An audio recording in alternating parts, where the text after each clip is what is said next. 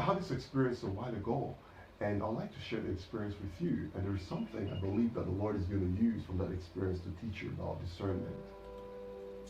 I was going to check on a friend, and since I was a bit early for the appointment, um, um, on the road towards his home, there was a church there that had a program, and there was an overflow because the program was really jam packed with people. And I decided to spend some few minutes there while catching up with the appointment with my friend. And as I stood in the overflow, gazing at this young guy who was prophesying on people, and he was very, very accurate, picking information around people. As I gazed up at him for a while, my eyes popped open in the spirit, and I literally saw like there was a serpent beside his head, and the serpent was peering into the crowd.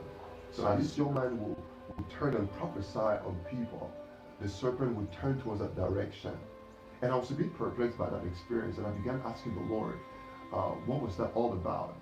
I knew that I was discerning something, but I could not really draw conclusions about what I was seeing because of the intricacies of discernment. Now I want us to read a verse in Hebrews chapter 5, verse 14. It says, but solid food belongs to those who are of full age, that is, those who by reason of use have their senses exercised to discern both good and evil. Now, I had two possibilities in my mind, two possibilities, and I was asking the Lord, under which category this guy will fall in, because there are two kinds of false prophet. The first kind of false prophet is what we call the full-blown false prophets, right? Now, these are false prophets who have a history to have taken powers from dark realms. Does that make sense? Yes, I've had like 5 encounters with full-blown false prophets, and had this experience where one came into my office and the power of God hit the guy so hard, and he began barking like a dog. So I've had several experiences, and I'm going to share about those experiences, in subsequent videos.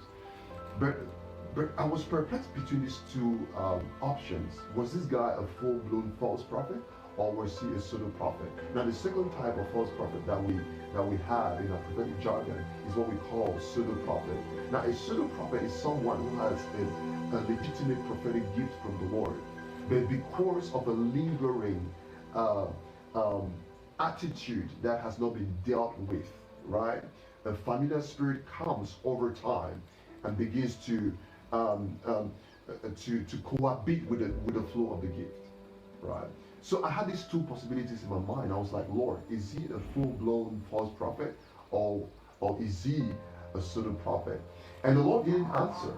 I didn't get any response from the Lord as I was pondering and asking these questions.